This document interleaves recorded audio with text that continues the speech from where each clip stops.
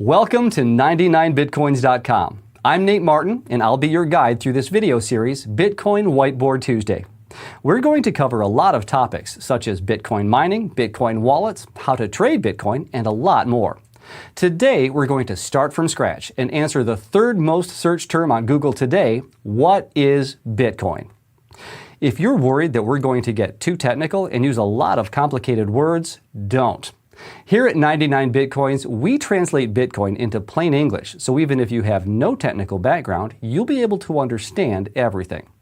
By the end of this course, you'll know more about Bitcoin and how it works than 99% of the population. So let's get started.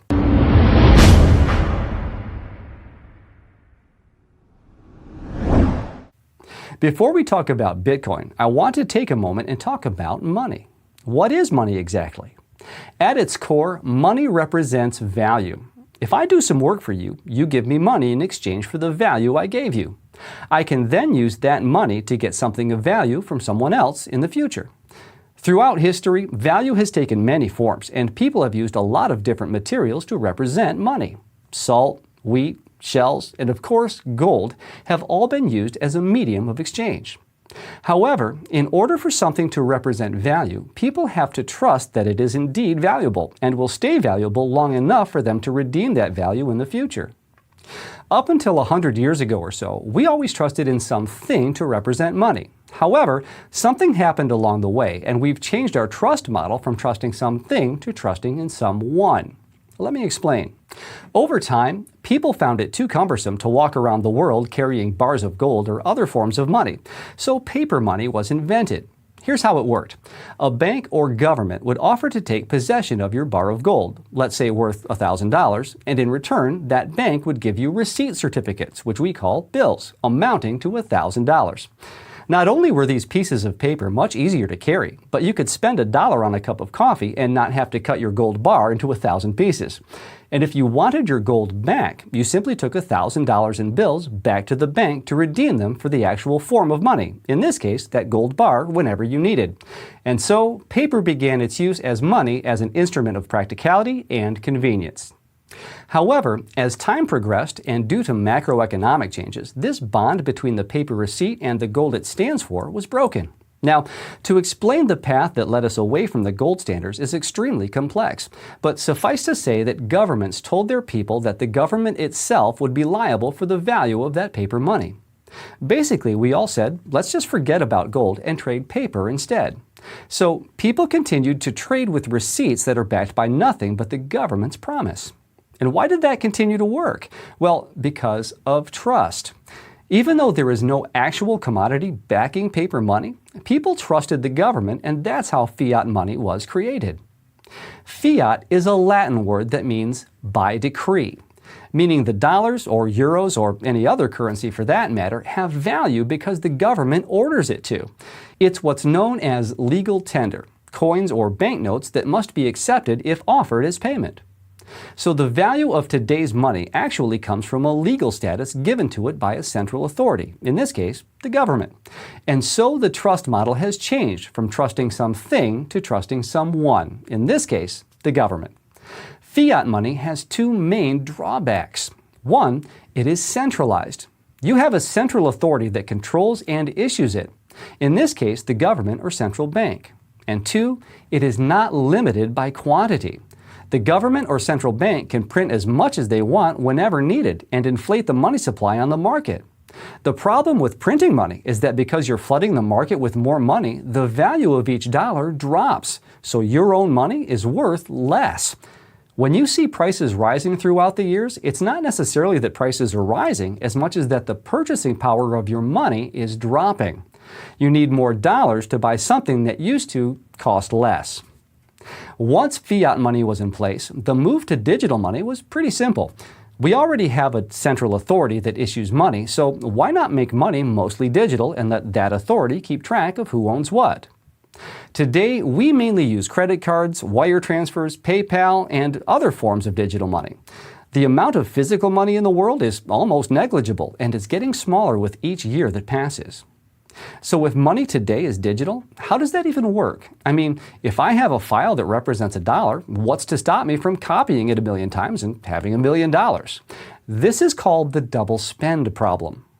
The solution that banks use today is a centralized solution. They keep a ledger on their computer which keeps track of who owns what. Everyone has an account, and this ledger keeps a tally for each account. We all trust the bank, and the bank trusts their computer, and so the solution is centralized on this ledger in this computer. You may not know this, but there were many attempts to create alternative forms of digital currencies.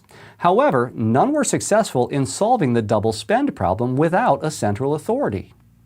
Whenever you give anyone control over the money supply, you're giving them enormous power, and this creates three major issues. The first issue is corruption. Power corrupts, and absolute power corrupts absolutely. When banks have a mandate to create money or value, they basically control the flow of value in the world, which gives them almost unlimited power. A small example of how power corrupts can be seen in the Wells Fargo scandal, where employees secretly created millions of unauthorized bank and credit card accounts in order to inflate the bank's revenue stream, without their customers knowing about it for years. The second issue of a centralized system is mismanagement. If the central authority's interest isn't aligned with the people it controls, there may be a case of mismanagement of the money. For example, printing a lot of money in order to save a certain bank or institution from collapsing, as what happened in 2008. The problem with printing too much money is that it causes inflation and basically erodes the value of the citizens' money. One extreme example for this is Venezuela, where the government has printed so much money and the value of it has dropped so much that people are no longer counting money but are weighing it instead. The last issue is control. You are basically giving away all control of your money to the government or bank. At any point in time, the government can decide to freeze your account and deny you access to your funds. Even if you use only cold hard cash, the government can cancel the legal status of your currency, as was done in India a few years back. This was the state of things until 2009. Creating an alternative to the current monetary system seemed like a lost cause, but then everything changed. In October of 2008, a document was published online by a guy calling himself Satoshi Nakamoto. The document, also called a white paper, suggested a way of creating a system for a decentralized currency called Bitcoin. This system claimed to create digital money that solves the double spend problem without the need for a central authority. At its core, Bitcoin is a transparent ledger without a central authority. But what does this confusing phrase even really mean? Well, let's compare Bitcoin to the bank. Since most money today is already digital, the bank basically manages its own ledger of balances and transactions. However, the bank's ledger is not transparent, and it's stored on the bank's main computer. You can't sneak a peek into the bank's ledger, and only the bank has complete control over it. Bitcoin, on the other hand, is a transparent ledger. At any point in time, I can sneak a peek into the ledger and see all of the transactions and balances that are taking place. The only thing you can't figure out is who owns these balances and who is behind each transaction. This means Bitcoin is pseudo-anonymous. Everything is open, transparent, and trackable, but you still can't tell who's sending what to whom. Let's explain this with an example. You can see on your screen certain rows from Bitcoin's ledger. We can see that a certain Bitcoin address sent 10,000 Bitcoins to another Bitcoin address in May of 2010. This specific transaction is the first purchase that was ever made with Bitcoin, and it was used to buy 2 pizzas by a guy named Laszlo. Laszlo published a post back in 2010 asking for someone to sell him 2 pizzas in exchange for 10,000 Bitcoins. Well, someone did, and now the price of these 2 pizzas is worth well over $100 million today. Bitcoin is also decentralized. There's no one computer that holds the ledger. With Bitcoin, every computer that participates in the system is also keeping a copy of the ledger, also known as the blockchain. So if you want to take down the system or hack the ledger, you'll have to take down thousands of computers which are keeping a copy and constantly updating it. Like most money today, Bitcoin is also digital. This means there's nothing physical that you can touch in Bitcoin. There are no actual coins. There are only rows of transactions and balances.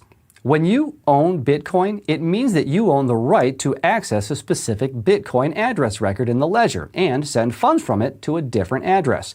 So, what does all of this mean? Why is Bitcoin such big news? Well, for the first time since digital money came into existence, we now have an alternative to the current system. Bitcoin is a form of money that no government or bank can control. Think about the time before the internet, how centralized the flow of information was. Basically, if you wanted information, you could get it from a few major players like the New York Times, the Washington Post, and others like them.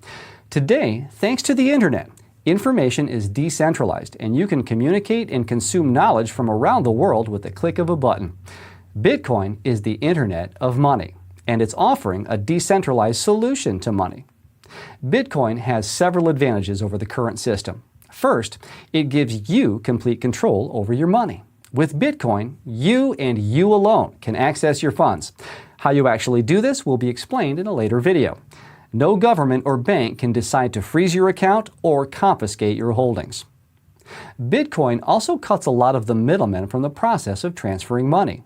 This means that in many cases, Bitcoin is cheaper to use than traditional wire transfers or money orders. Also, unlike fiat currencies, Bitcoin was designed to be digital by nature. This means you can add additional layers of programming on top of it and turn it into smart money, but more on that in later videos. Finally, Bitcoin opens up digital commerce to 2.5 billion people around the world who don't have access to the current banking system. These people are unbanked or underbanked because of where they live and the reality that they've been born into. However, today, with a mobile phone and a click of a button, they can start trading using Bitcoin. No permission needed. Today, there are several merchants online and offline that accept Bitcoin. You can order a flight or book a hotel with Bitcoin if you like. There are even Bitcoin debit cards that allow you to pay at almost any store with your Bitcoin balance. However, the road toward acceptance by the majority of the public is still a long one. As we continue in this video series, we will break down exactly how Bitcoin works and how to use it. We will learn about Bitcoin mining, Bitcoin wallets, how to buy Bitcoins, and much more. The revolution of money began in 2009, and these days we are seeing it change money as we know it. You may still have some questions. If so, just leave them in the comment section below. And if you're watching this video on YouTube and enjoy what you've seen, don't forget to hit the like button. Then, make sure to subscribe for notifications about new episodes.